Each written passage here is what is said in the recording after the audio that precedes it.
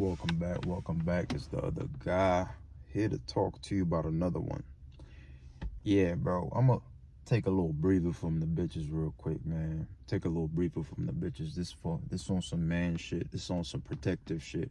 You feel me? This is basically just like how you want to move when you out here, bro.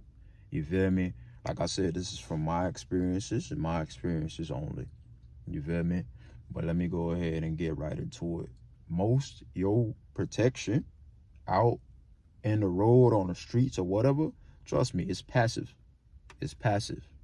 Reason being is how you move could really determine if somebody want to try you or they just gonna leave you alone. So let me go ahead and repeat that again. How you move is going to determine the fact that if somebody wants to try you or somebody going to leave you alone. 90% of the time, if you look like you bout it, people going to leave you alone. That's what you learn out here. If you look like you bout it, people going to leave your ass alone. Let me give you an example, right? Somebody that walks around calm, smooth, like they're not rushing anywhere, like they're just not in a haste. They're not moving sketchy. They're calm, smooth. They're pretty much, yeah, like I said, not in a rush. And their voice, like, you know what I'm saying, projects throughout the whole room. That means that person's pretty much just, they're in the environment. They're used to the environment. They're confident within themselves. People see that and they be like, yo, that's a respectable person.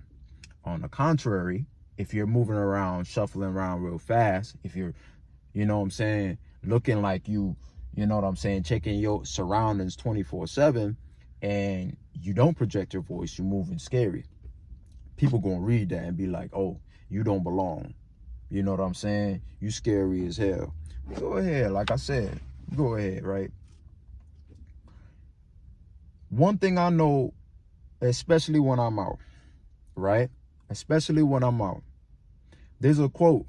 I'm not gonna get this right, possibly, but basically saying, like, if you want to keep peace, you have to be prepared for war. You have to be prepared for war. You'll learn 90% of the time, you know, or 95% of the time, if you look like you're gonna defend yourself, if you look like, or you carry yourself like you're gonna be able to defend yourself, or you're gonna stand up for whatever you believe in, or you're gonna stand up for yourself, most niggas not gonna try you. Most niggas not gonna want to get into it. Even if they think they could beat you, they have to think about the casualty. You feel me? Or what they might get themselves into. So you'll learn that people only pick on you, or people only want to try you if they feel like they're gonna get nothing back in return. Meaning you not gonna put up a fight, or you not gonna, you know what I'm saying, stand up for yourself whatsoever. That's the only time when people gonna try you. Like I said, it's 90% of the time, meaning 10% of the time, or you know what I'm saying, 5% of the time, niggas is unhinged. They don't give a fuck. But most your encounters with people, they not gonna want to try you. So I'm gonna give you 2 examples. And like I said, this dates way back, because like I said, sometimes you could not convey, like, you know what I'm saying, those behaviors or what I'm talking about, and people are gonna try you. But once you're willing, you show them that you're willing to stand up for yourself, they're gonna fall back. I was slap boxing, you know, back then, just having some, you know what I'm saying, some fun. You know what I'm saying? And I end up hitting somebody like real hard. You get what I'm saying? And they didn't take it lightly. They was like, all right, nah, we really finna fight, but we ain't finna fight out here type shit. Meet me over here. Meet me over here. See, now the tendency was, hey, let me go ahead and scare this brother and make him think he's going to get into something like a real altercation, right? He's going to get into a real, so they're going to throw that out there. But who's to show that they're going to show up themselves? See, now the fact that you're willing to show means that it's like, oh shit, like, I didn't scare this brother away. You're willing to stand up for yourself.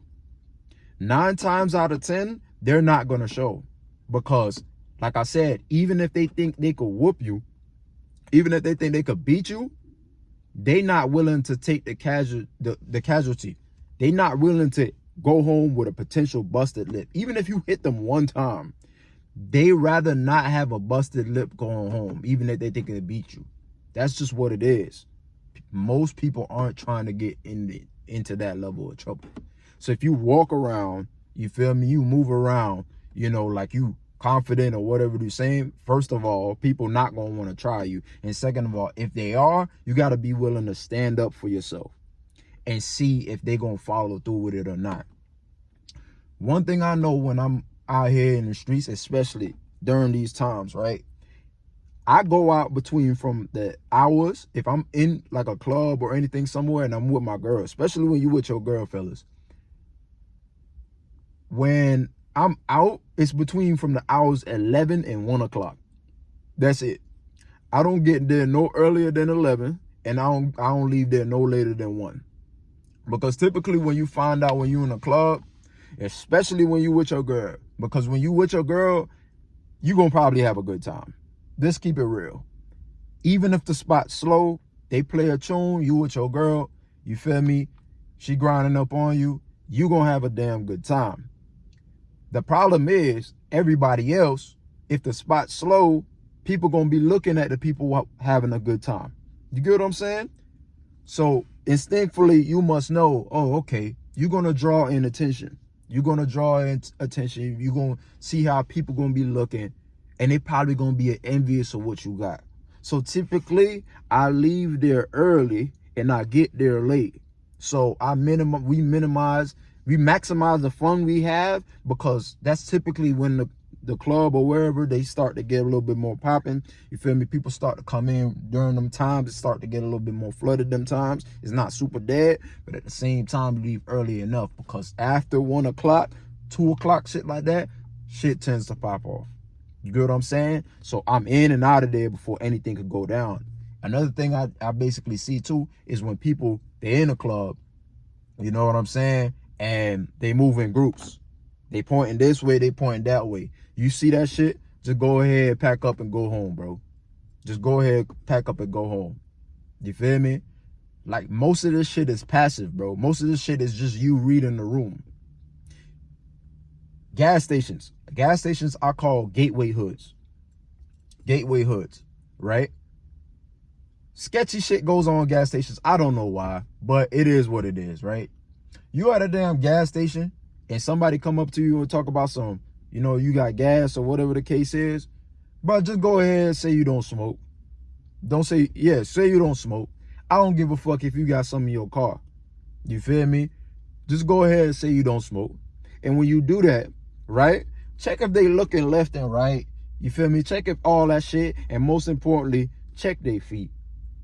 You feel me? Either they have their right foot in front of their left or their left foot in front of their right. Either way, if they got their right foot in front of their left or they looking left and they right, bro, 9 times, like I said, they're gonna try to sneak you or something like that. Just be prepared for something like that. But like I said, more likely, say no. Other microaggressions include, like, you going inside a gas station. Let's just say you want to pick up some shit, right? And you with your bitch. You got a double whammy on your hands, right? You with your bitch, right? And you got mad niggas piled up in front of the gas station doorway. Listen, if you move scary, they're gonna think you scary at the end of the damn day. So what you want to do is acknowledge them. How y'all bros doing? This and that. Let me get by y'all. Project your voice. Like I said, you don't want to come off as you scary. So you're going to have to project your voice. You're going to have to be loud, and everybody going to have to hear you. Like I said, more than likely, they just going to clear out the way you're going to be, you and your girl going to go about doing the same thing. If you come off like a respectable guy, they're not going to try your girl. Now, if you don't come off like you're respectable, then they looking at your girl. They're going to be fiending. They're going to be hounding like, and then you might get a cat call here and there even when you there. This is when you in another situation now, because now you feel disrespected. Now, if this is 6, 8 niggas, you have to use common sense. You have to use common sense, and you're going to have to be like, yo, bro, just be respectful, bro. That's it. Be respectful. You can't take eight niggas. You're not, and you with your girl at the same time. Don't go about doing that. Now, if it's one nigga, you gonna have to just go ahead and check him. What you have to ask yourself is, am I disrespected? Was I disrespected just now? If you have to ask yourself that question, you probably wasn't really all too disrespected, but you probably just go ahead and need to let them know, like, yo, that ain't cool, bro. You feel me? But like I said, if you look like you respectable anyway, they not gonna follow through. They not gonna go ahead and you feel me? That's just what it is. So just be mindful out here. If you want to go around in these streets, you feel me? Like wherever you go, nightlife, you got to look like you belong. That's all I'm saying. Look like you belong. Look like you fit in. Understand if you with your girl and she's attractive, understand you got to look like you belong even more. And you got to have a tendency for war. You feel me? The proudest dudes going around here flashing the guns, you don't want to be that. You feel me? Because you going to bring in trouble. Surprisingly. You're going to have to be that brother that's like, yo, I don't got one on me, but I'm the best shooter here. You feel me? I'm the best shooter here. You feel me? I don't got to flash my gun, but I could put one right between your eyebrows. You got to be that guy. You feel me? If guns are, if not, like I said, if you bought hands and shit like that, you just got to either look like you know how to use them, and if that don't work, you just got to know how to use them. That's it. But like I said, like, comment, subscribe. I'm about to go on to work. Y'all boys take it easy.